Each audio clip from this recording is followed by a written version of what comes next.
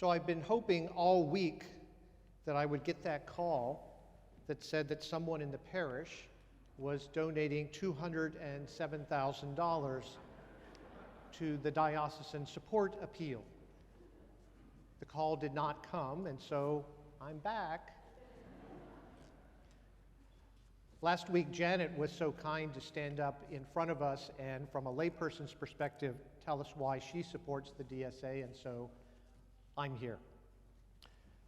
The measure with which you measure will, in return, be measured out to you. The closing line of today's gospel is a pretty good line with which to begin encouraging you to make a pledge to the diocesan support appeal. And I will do that in a few minutes. But I think Jesus may have had more on his mind than the DSA when he was preaching his Sermon on the Plain, the second portion of which we heard today. It is hard to imagine that the instruction of Jesus in today's gospel will ever come to pass in our lifetime here on earth. Perhaps it is more an image of what we long for the kingdom of heaven to be. Some have wondered if Jesus might have been speaking in hyperbole, like when he told us to cut off our sinful hand or to pluck out our wandering eye. What did he really mean when he said that we should love our enemies and do good to those who hate us? Surely he didn't expect us to appease the Hitlers and the Stalins and the other monsters of the world. Did he really expect us to turn the other cheek and to give the robber more than is asked for? Did he really expect this? I don't have a definitive answer to what Jesus really expects of us. But in my heart of hearts, I believe he would want us to stand with the victims of injustice, to protect women and children who have been abused, to promote the kind of peace where people are safe in their native lands. However, I also believe that Jesus invites us to see the world and each other through the eyes of God. What might it be like to look with the eyes of God? I think a brief glimpse of this God's eye view may be found in our first reading from the book of Samuel. A bit of background may be helpful. There had been a time when Saul was a mentor and friend to David. And David had respected and served Saul. But anger and jealousy and greed entered into the picture, so that in our reading today, they have become sworn enemies. Each would like to kill the other. And by the standards of their time, that was what was expected of them.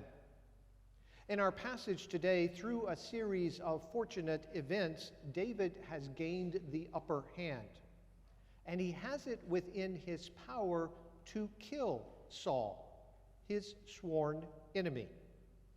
And yet, when he sees Saul sleeping, completely helpless and vulnerable, he sees not only his enemy, but someone who has been anointed by God. David can do something that is absolutely human, uniquely human. He is able to hold in his mind at the same time two opposing thoughts. Saul is his enemy, but Saul is also a child of God. I wonder if Jesus is inviting us, inviting his disciples to that same insight. No doubt each of us knows someone that we simply do not like. No doubt there are also people who are off our radar, to whom we are indifferent. Maybe there is someone who has hurt us. Perhaps we would go so far as to call them an enemy. I really don't think that Jesus is inviting us to put ourselves in harm's way, to let down our defenses. But I do believe that he is asking us to hold those two opposing thoughts in our mind at the same time. That the person who is stranger or enemy to us is also a child of God. An invitation to see someone as more than being a stranger or an enemy. I think he is asking us to hold those two opposing thoughts in tension. And in that moment, when we can hold them in those two ways, then perhaps judgment will give way to mercy. Condemnation will give way to forgiveness. On any given day, with some person, we may conclude that Jesus is asking too much of us. But nonetheless, we pray that we can see that person both ways, not simply as an enemy or as a stranger, but as a child of God, just like us. With some people, it may take us a long time before we can be merciful as God is merciful. But while we are praying for God's grace to work in us, we can let mercy and generosity be the measure with which we measure. We can practice mercy and generosity in our families, in our parish, and through the many organizations that seek to help those who have less than us. And so you knew it had to come back around. Surely you did. Including in these many organizations are Catholic Charities and all the other programs that have been funded through the DSA. I want to thank all of you who have already given this year to the Diocesan Support Appeal. Many of you may have received in the mail a large envelope like this, as I did. Or this past week, you may have received a letter like this one. I did. A letter from myself to myself, asking me to contribute. I think that disrupts the time-space continuum. If you haven't had a chance to contribute, then in your pews, at the end of them, you will find envelopes and cards. If you are seated downstairs in Biss Hall, one of our ushers will distribute envelopes and cards to you. I hope that you can allow those envelopes and cards to reside in the hand of the most generous person in your household. So if you could look to the sides and move those envelopes and cards among you, that would be very helpful. If you did not bring a pen or pencil with you, there are little pencils in the brown envelopes at the end of each pew. If you are downstairs, our ushers will pass out the pens to you. We didn't want to leave the little pencils there for small children who might be much more generous than their parents can deal with. This past year, about 1/3 of our households who had recordable donations gave to the Diocesan Support Appeal. About 1/3. This year, we need to raise an extra $37,000 to reach our goal this year of $207,000. We can't expect to make that goal based simply on those who have given in the past. So especially if you haven't given before, or if you are new to the parish, I ask you to find it in your heart to make a contribution, whether small or large. If we are to make our goal, we must all do it together. Again, I will let you know if someone sends us the $207,000 and lets the rest of us off the hook. But I think it's going to take all of us to make our goal. If we raise more than our goal, the extra comes back to the parish, to us here at St. Peter, to use for our own programs. If we don't make our goal, then we must make up the difference out of our regular offertory income. So it would be good if we could make our goal. I don't want to walk you in great detail through these because I think they're pretty self-explanatory. In the envelope, it asks for your first name and last name. Again, I ask that the most generous person in your family be on the top line. And then on the second, you can put your spouse's name. Then it asks for your telephone in case they want to call you to make sure that you really did want to pledge $207,000. If they can't reach you by phone, they would like your email address, which is also a way for them to send you reminders of your pledge so that you don't have to create more paper in the universe. It asks for address and other things as well. Then there's some suggestions over there to the side. Keep in mind that that's a pledge. You don't have to write a check for $2,000 today, but you can make a pledge for $2,000.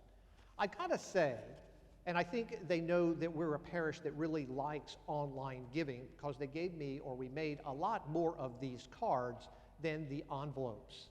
And so it has this squiggly thing that people like to tell me is a QR code. And this may be the only time in a church when someone will ask you to take out your smartphone.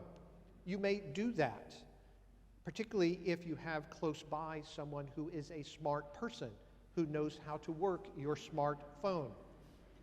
I tried it, and you come immediately by looking at your camera with that thing to the diocesan support appeal.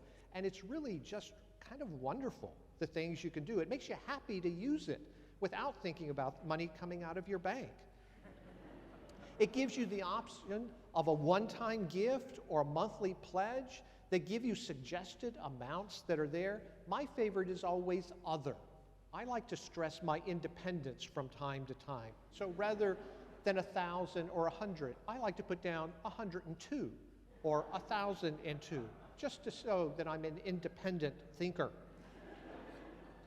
I want to stress to you who use this as well as the envelope that you get to name your parish. And I'm really, really, really hoping that you will choose St. Peter in Uptown Charlotte to be your parish. All those other parishes, they're going to make their goal in a flash. So if you're visiting from another parish, think about selecting St. Peter as your favorite parish. Now, if you do that on the phone, you'll have to swipe with your thumb about 4 times to get down to St. Peter because it's in alphabetic order. And all the saint parishes are well after the parishes that are under the inspiration of Mary or all the saints. I think they picked that so they could be first on the list. We're pretty far down on the list, but we're there. St. Peter, Charlotte, 007. Please pick us.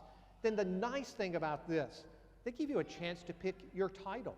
So if you are visiting us from Downton Abbey and your last name is Grantham, there is actually the title Lord that you can pick on here. Feel free. Sadly, we are not to the point where they have lady or duchess or countess or baroness on there yet, but I think in time we will. Pick your title, first name, last name, again, the generous person in your household, email, phone, country, address. You can ask to have your gift remain anonymous. I won't spread it to the world unless you want me to, that you pledged $207,000. You can even leave a comment. Father Tim is occasionally funny, whatever suits your mind. Credit card, debit card, all those other wonderful things. The most important thing, I think, is that we all see this as a common responsibility, that each of us try to make a pledge, whether it be large or small, particularly if we've never done it before.